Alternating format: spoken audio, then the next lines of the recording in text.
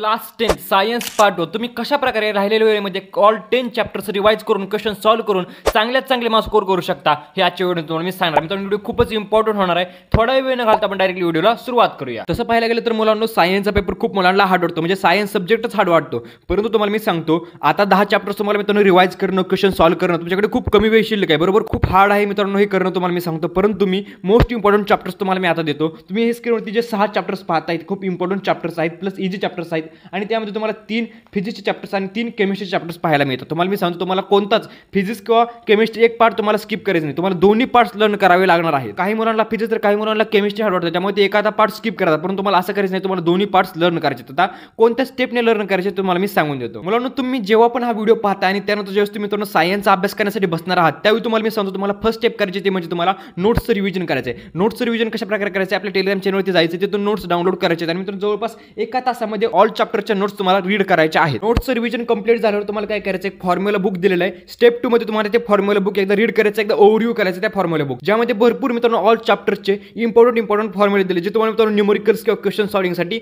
महत्त्वाचे मित्रांनो ठरणार आहेत. म्हणून तुम्हाला मी सांगतो ह्या 2 स्टेप फॉलो केल्यानंतर तुमच्या मित्रांनो कन्सेप्ट रिव्हिजन होऊन जाईल. परंतु मित्रांनो काही मुलांच्या काही कन्सेप्ट जे आहेत त्यांना हार्ड वाटतात, म्हणजे लर्न करायचे राहून गेले. तुम्हाला काय करायचं मित्रांनो युट्यूबवरती जायचे, वन शॉट लेक्चरमध्ये ती कन्सेप्ट मित्रांनो ती पाहायची आणि तो कन्सेप्ट क्लिअर करायचा आहे. अशा प्रकारे तुम्हाला मी सांगतो तुम्हाला कन्सेप्ट क्लिअर करायला मित्रांनो तुम्हाला 2 तास द्यायचे.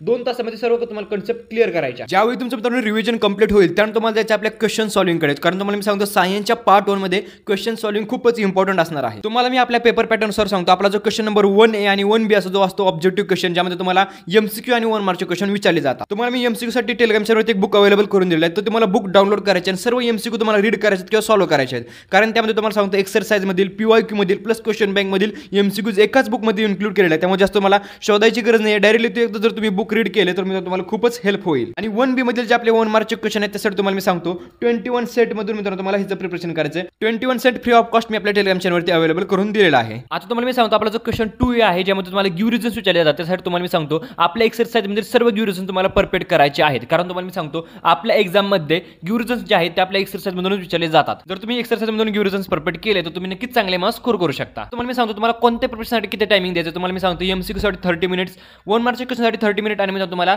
गिव्ह रिझन्सच्या क्वेश्चनला टॅकल करण्यासाठी 1 तास द्यायचा. जवळपास 2 तासामध्ये तुम्हाला हे 3 टॉपिक्स तुम्हाला कव्हर करायचे आहेत. त्यानंतर तुम्हाला क्वेश्चन 2B, क्वेश्चन 3 आणि क्वेश्चन 4 साठी तुम्हाला मी सांगतो यामध्ये तुम्हाला activity based question, diagram based question, reactions, laws, definition, short answers किंवा लॉंग आन्सर क्वेश्चन्स अशा प्रकारचे क्वेश्चन तुम्हाला विचारले जातात. त्यासाठी तुम्हाला मी सांगतो important numericals, important reactions, important diagrams आणि इम्पॉर्टंट क्वेश्चनची PDF टेलिग्राम चॅनलवरती अवेलेबल करून दिलेले आहे. त्यामध्ये सर्व क्वेश्चन तुम्हाला सॉल्व्ह करायचे, ते प्रॅक्टिस करायचे, ते परफेक्ट करा मित्रांनो. ते क्वेश्चन जर तुम्ही केले तर तुम्ही बाकीच्या 3 क्वेश्चन्समध्ये तुम्ही नक्कीच चांगले मार्क्स स्कोर करू शकता. मित्रांनो तुम्हाला मी सांगतो ह्या टॉपिकसाठी तुम्हाला ह्या 3 क्वेश्चनसाठी जवळपास 2 तास द्यायचे आहेत. मित्रांनो तुमच्याकडे टायमिंग किती शिल्लक आहे त्यावर तुम्ही मित्रांनो टाइम सुद्धा ऍडजस्ट करू शकता. मित्रांनो तुम्हाला अशा प्रकारे स्टेप वाईज प्रिपरेशन करायचं आहे. तुम्ही नक्कीच येणाऱ्या बोर्ड एक्झाममध्ये सायन्सच्या पेपरमध्ये चांगले मार्क्स स्कोर करू शकता. व्हिडिओला लाईक करा, चॅनल सबस्क्राईब करा. व्हिडिओ बघितल्याबद्दल धन्यवाद.